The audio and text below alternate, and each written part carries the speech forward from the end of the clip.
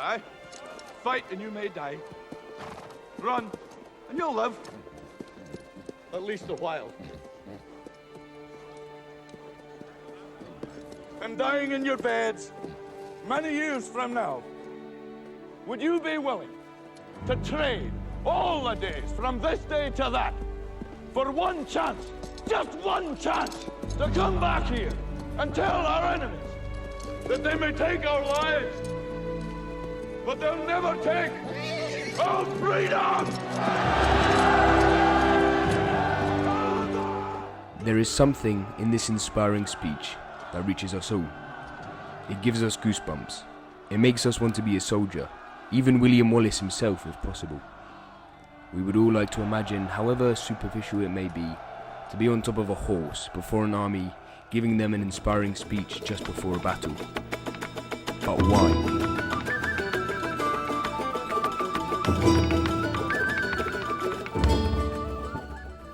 Perhaps it is because of how well written the speech is, with great pathos, convincing logos, and incredible ethos.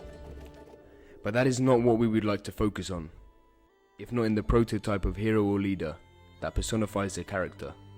Such a prototype has been present in the great stories ever since man began to tell them. In antiquity, the poetic leader was paired with the valiant warrior who was ready to give his life in battle and did not fear death. The Middle Ages inherit these characteristics, and through Christianity, add one that is radically different. The hero, the leader, no longer fights for fame and honor, but for love. In other words, the saint. Aside from that, the warrior leader is to be noble. It was the elites of society who would take on the role of leadership, and thus fight for the common good, leading their subjects into battle, either physically or spiritually. Ancient and medieval leaders inspired ordinary people through their tales, such as in the Greek epics or songs of great deeds. Homer, Sophocles, and King's Jesters are only a few examples of this. And so, the monologue of William Wallace masterfully combines the ancient and medieval characteristics of a leader, one who is ready to give their life in battle, who does not fear death, but who also fights out of love, and who doesn't consider themselves anything more than another soldier. He is, in essence, a leader.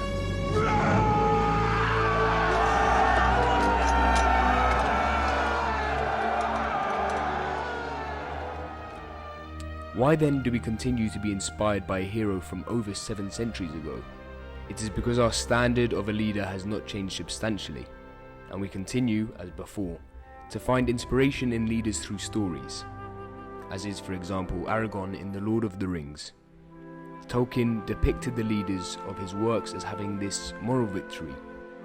To defeat the enemy was heroic, but more heroic was it to defeat the evil inside of oneself. The leader was a moral example.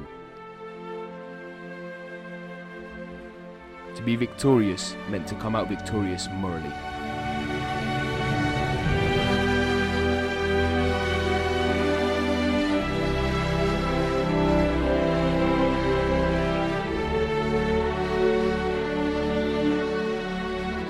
However, modernity introduced a new leader prototype that is found in the antipodes of the archaic model. Such a prototype is principally Nietzschean. One film of recent years that portrays extraordinarily this modern leader is There Will Be Blood. What do you want me to say? Where the protagonist Daniel Plainview brings wealth to a small North American town and helps the townfolk to enrich and develop. But the difference lies in that the leader sees society as a step on which certain distinguished individuals, like himself, can elevate themselves to a fuller existence. Nietzsche presents the model in his work Beyond Good and Evil. According to him, the noble person feels important, with no need of anyone's approval. One would only kneel before power. Then, and only then, would one be able to be a good leader. The world of today, without a doubt, is in crisis, and especially in a crisis of leaders. We, in our pride, want to be distinct to the leaders of old, to be original, but our problems will be resolved one by one, thanks to the work of heroes like always. The leaders of tomorrow must also be like this, The best manner of inspiring a young politician to be honest, a father to be an example, a teacher to be passionate is, like in antiquity and in the Middle Ages, through stories. We have lost the leadership that we need. Let us take initiative to fill our books, television and radio again of stories full of virtuous heroes based on the leaders of yesterday. We inspire the youth of today to be the leaders of tomorrow.